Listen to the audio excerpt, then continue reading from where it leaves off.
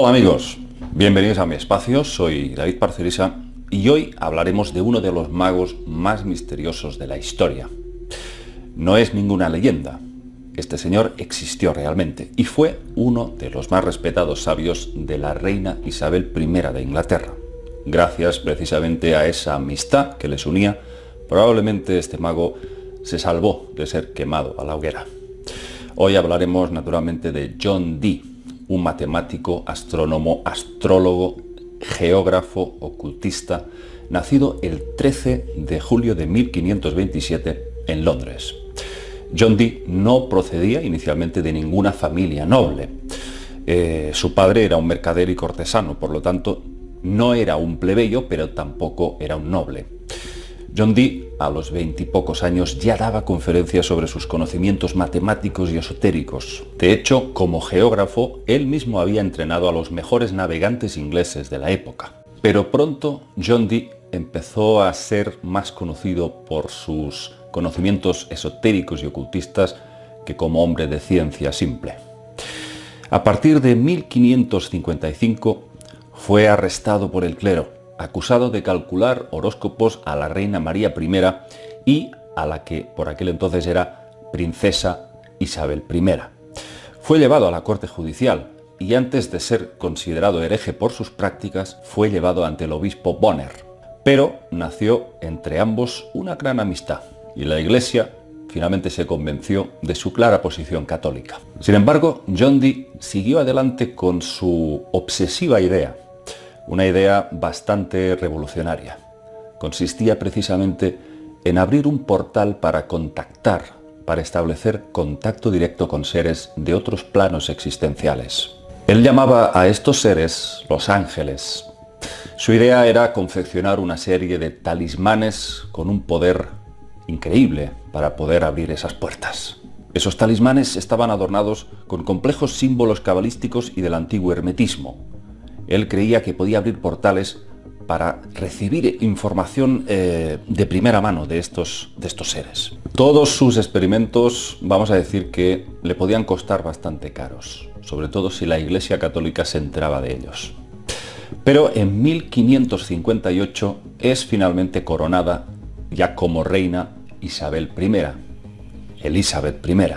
Y John Dee pasa a ser su máximo consejero y mago particular. Ahí es cuando, digamos, recibe el apoyo monárquico y él puede tirar adelante todos sus proyectos. Y cada vez descubre más y más cosas del misterioso mundo de aquellos supuestos ángeles. No es hasta 1582 cuando John Dee, en una de sus sesiones, realizando por supuesto una serie de ayunos, oraciones y rezos, contacta con algo. Se le aparece, dice él, un ser que reconoce como un ángel. Aunque hay algunos investigadores actuales que dicen, por ciertas descripciones de John Dee, que aquello no era ningún ángel, sino una especie de gris. Estos famosos seres que protagonizan casi, como hemos dicho siempre, el 90% de casos de abducción, esos seres pequeñitos de grandes ojos. Parece ser que John Dee habría establecido contacto con uno de estos seres, cosa que yo, desde luego, no puedo desde aquí confirmar como un hecho real. Eso ha sido descrito, informado por otros investigadores. El caso es que, sea lo que sea aquel ser, le entrega a John Dee una misteriosa piedra negra, muy pulida, muy brillante. Y el ser le dice que a partir de ahora, si utiliza esa piedra, podrá ver a través de ella, a través del reflejo con ella, a todo tipo de seres de otros planos y podrá hablar con ellos y preguntarles incluso por el futuro. Solamente tenía que fijar su mirada en aquella piedra y al instante se le aparecerían en su superficie aquellos seres y le hablarían. John Dee empezó a realizar esas sesiones, recibiendo extraños mensajes, pero él siempre decía que necesitaba la ayuda de un compañero, alguien que estuviese dotado de una sensibilidad psíquica mayor que la suya. Y ahí fue cuando entró en su vida un supuesto psíquico llamado Edward Kelly Talbot. El hombre sin orejas, así era llamado. ¿Por qué? Bueno, pues porque había sido condenado por estafa anteriormente y el castigo consistía en cortarle las orejas, por eso no tenía. Y claro, uno se pregunta, ¿y a este supuesto estafador iba John Dee a confiar todos sus secretos? ¿Qué vio en el señor Edward Kelly para creer que era el medium adecuado para realizar todas esas sesiones? Lo cierto es que a partir de ese momento el señor Edward Kelly y John Dee se hacen inseparables. Ese señor se convierte, según Dee, en la pieza clave para conseguir establecer ese contacto. Desde la primera sesión, este hombre, Edward Kelly, se sienta enfrente de aquella piedra negra y asegura contactar con el ángel Uriel, entidad que justamente muchos de vosotros recordaréis aparece en el libro de Enoch y que es uno de los principales ángeles que instruyeron al profeta Enoch. El señor Edward Kelly recibe de este tal Uriel 2 talismanes, le dicta la clave para confeccionar 2 talismanes. El primero de ellos es el llamado Sigillium Aifmeth. Aquí lo vemos, era llamado sello divino de la verdad. Un pentáculo plagado de símbolos muy complejos, todo hecho con cera roja. Y el segundo talismán poderoso era la Tabula Sancta, la tabla santa, que fue fabricada de madera. Con estos 2 talismanes, presuntamente se podía invocar a varios espíritus para recibir de ellos información. A todo esto que resulta que estos ángeles le dictan a John Dee un lenguaje, pero no un lenguaje cualquiera. El supuesto alfabeto compuesto por 21 letras llamado el alfabeto enoquiano, sí, haciendo referencia a Enoch. Y esta presuntamente sería la lengua que hablaba Adán, el primer hombre creado, antes de pecar, antes del pecado original, que aquí ya hemos hablado varias veces realmente qué consistió aquel pecado original. Toda una tomadura de pelo. A John Dee le llegaron a dictar montones de manuscritos y tomos de libros. ¿Y sabéis lo que se perfilaba de todos aquellos textos? Pues parecía emerger como una especie de nueva religión. Y adivinad qué entidades decían dictarle todo aquello. Uriel, Rafael, Gabriel, los famosos lugartenientes de Yahvé, que cita precisamente el libro de Enoch, y que fueron en parte los responsables de instituir las principales corrientes religiosas del mundo. A Gabriel, por ejemplo, lo podemos vincular a la fundación del judaísmo, del cristianismo, del islamismo, por dictado, sí, eligiendo a grandes patriarcas de cada cultura, conformando así una serie de credos diferenciados para propiciar guerras santas. Estos ángeles, tal y como nos cuenta el libro de Enoch, fueron los que manipularon verdaderamente a la humanidad desde lo más antiguo, los que estaban al servicio de Yahvé, del cual ya hemos relacionado muchas veces con el Enlil sumerio, antiguamente conocido como dios semítico El. Por eso sus lugartenientes y sus capitanes todos tenían nombres que terminaban en El: Rafael, Uriel, Miguel, Gabriel. Todo es lo mismo. Y que si vamos retorciendo y seguimos la pista más allá de los hebreos, vemos que estos ángeles y este Yahvé son los mismos dioses sumerios Anunnaki. Y que en el libro de Enoch se nos explica que invirtieron precisamente los roles del bien y del mal. Los tergiversaron de cara a la humanidad. Los del bando de Enlil Yahvé se hacían pasar como los buenos, y aquellos que se rebelaban contra los planes suyos eran llamados los ángeles caídos y después considerados los demonios, como si no fuesen demonios ellos, los que mandaban.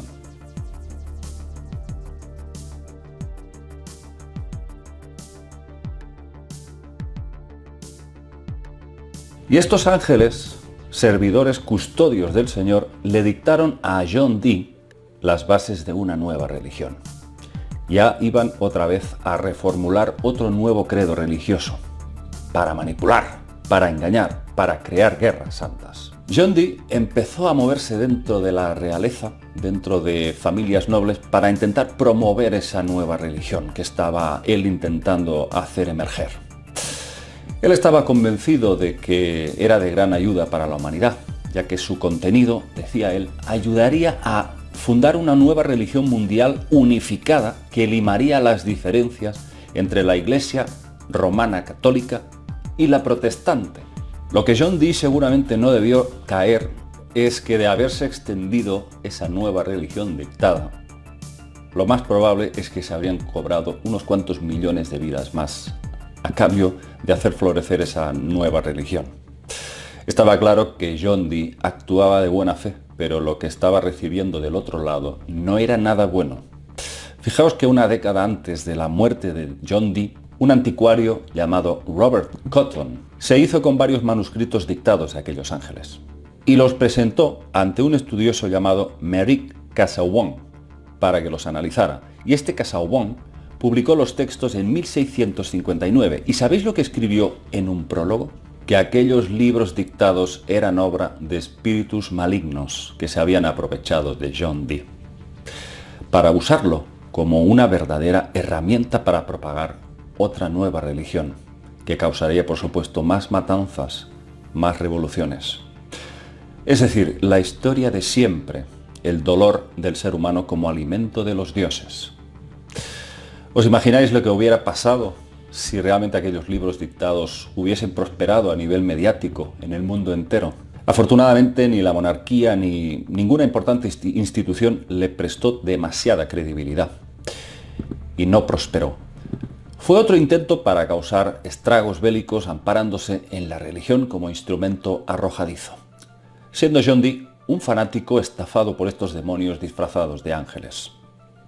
¿Sabéis cómo terminó John Dee sus días? Porque aquí siempre os digo, hay que mirar los hechos de la persona que dice contactar con alguien. Si su vida, vamos a decir, es estable, es equilibrada, esa persona es feliz, es probable que haya podido contactar con algunas entidades benefactoras. Pero casi siempre observamos lo contrario. En el caso de John Dee, efectivamente, acabó como acaban todos los engañados por estos seres. Acabó en la miseria, intentando sobrevivir vendiendo sus más preciadas obras, sus objetos más emblemáticos. Y fue cuidado hasta su muerte por su hija. Murió con 82 años. Pero no acaba ahí la historia, amigos. Hubo muchos otros aspectos curiosos dentro de toda esta historia, que desde luego la convierten en algo bastante siniestro. Empezando por la reina Isabel I. Fijémonos en este lienzo de la reina. Aquí leemos, non sine sole iris, sin el sol no hay arco iris, aunque es una frase que podría tener otras interpretaciones, otras lecturas, sobre todo teniendo en cuenta que el arco iris para la élite Illuminati tiene una simbología bastante especial, vinculada a la entrada hacia otros mundos. Ahora fijaos en este tubo de cristal que sujeta con su mano derecha, en el que no apreciamos la gama de colores del sol, como indicando que ella, la reina, es la que maneja ciertos elementos vinculados con el sol. Esto indica claramente que sea lo que estaba profesando, era un claro símbolo de adorador al sol. Ahí hay adoración al sol, como efectivamente los antiguos dioses reptil, todos adoradores del sol. ¿Y qué vemos grabado en su brazo izquierdo? Pues una serpiente enroscada que está coronada, clara simbología de poder reptiliano. Pero ¿qué más vemos? Porque hay más. Fijaos, ¿qué es esto que recorre su vestido? Bocas, orejas, ojos, repartidos por todas partes. Esto parece indicar sentidos, sentido del habla, de ver y de escuchar. ¿Pero el qué? Ella escucha, ve y oye cosas que nadie puede, o bien alguien le dice, ve y oye cosas que le informan a ella. Por supuesto, ahí está la conexión con estas entidades que le hablan, ven y escuchan aspectos de la vida que el común de los mortales no tiene ni idea. En este otro cuadro vemos que la reina sujeta la representativa rosa de los Tudores. Este cuadro fue retirado en 1921 por los dueños de la Galería Nacional de Retratos. Por una razón, la rosa estaba convirtiéndose en una deteriorada mancha negruzca y desagradable. Bueno, pensaron que se debía a la degradación de la pintura y simplemente la retiraron el cuadro. Hasta que en el año 2010 se dieron cuenta que detrás de aquella mancha, donde debía estar la rosa de los Tudores, había algo oculto.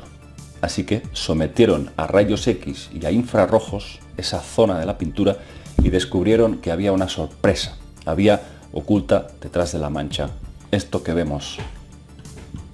Sí, una serpiente con escamas verdes y azules, minuciosamente pintada, oculta detrás de la pintura. ¿Por qué en el siglo XVI el anónimo que pintó por encargo este cuadro ocultó esta serpiente? Quizá la sociedad de esa época era demasiado puritana para aceptar un símbolo tan siniestro como la serpiente. ¿O acaso ocultaban la naturaleza el origen oculto de la reina, su linaje reptil? Y no quisiera terminar sin antes mencionar otra curiosidad. ¿Os acordáis de Edward Kelly, el eterno compañero medium de John Dee?